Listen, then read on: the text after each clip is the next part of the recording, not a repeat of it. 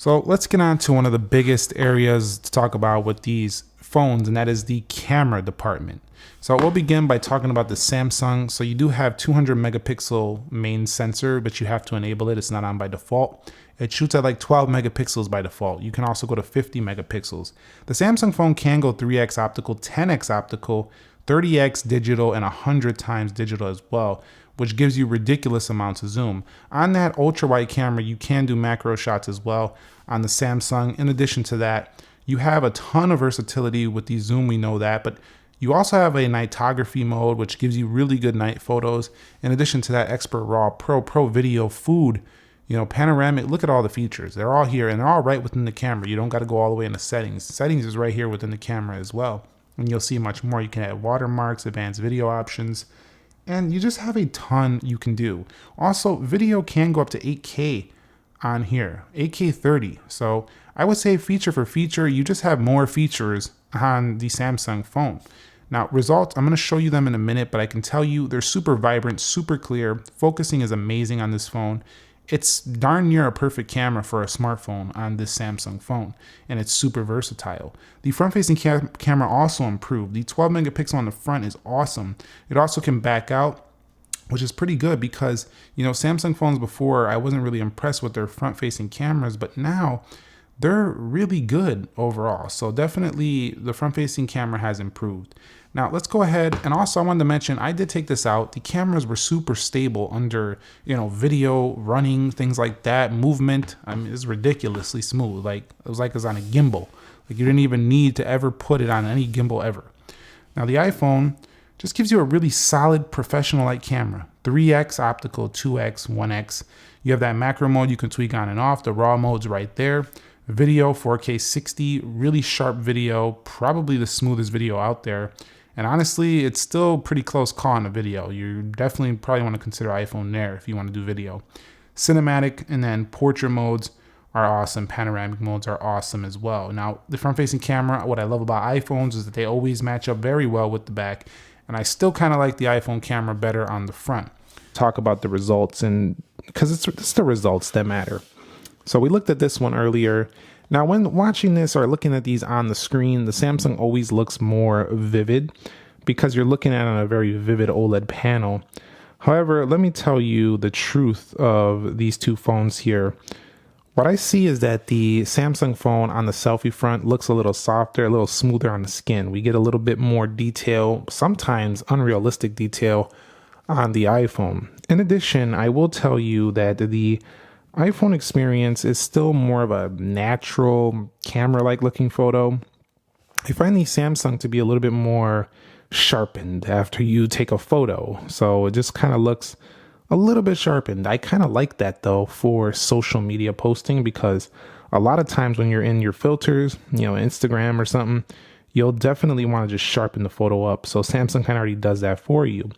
But it kind of lends to a little bit of an artificial look, I think, when it comes to its actual results. So let me go on to look at some other side-by-sides. So you can see right here, looking at the rocks, just the Samsung a little cooler looking here, like not cooler as in like it's cool, like cooler in the temperature. The iPhone a little bit on the warmer side. So there's a little bit of differences here, but it's nothing super major between these phones. And I think it just comes down to the zoom. So with the iPhone, you can zoom in like 15 times, whereas with the Samsung, it just blows that phone out of the water. So, I mean, look at the difference in detail.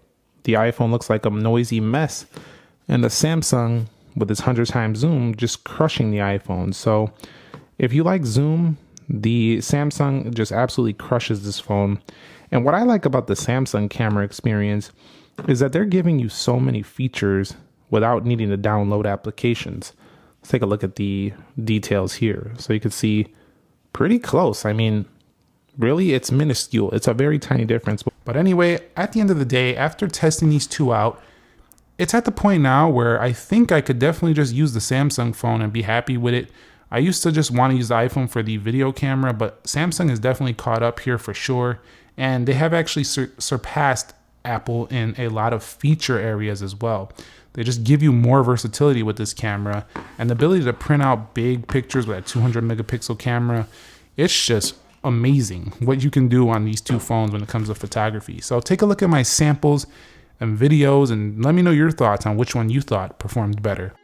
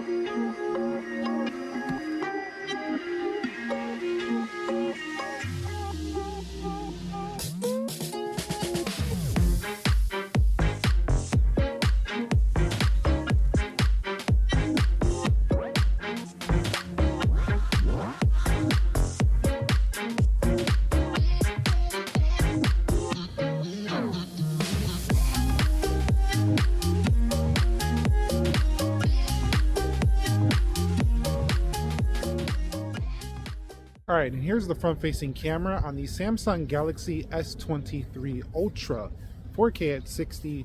Let me know your thoughts on what this looks like right here. Now, I'm going to jiggle this a little because I jiggled it on the iPhone 14 Pro Max. There we go. Just got to get an idea of the smooth motion, stuff like that. Let me know your thoughts below. So here's a front-facing video test of the iPhone 14 Pro Max 4K at 60. Let me know your thoughts on the quality of this down below. I am using this camera with no microphones attached. This is just purely the phone right here. Jiggled a little bit, almost dropped it. Let me know your thoughts though. All right, so we're gonna go ahead and test this Quad HD super steady mode. I'm gonna start running right now. And you can kind of see the Galaxy S23 Ultra, how it does in its super steady mode. Let's go ahead and flip it over to the iPhone.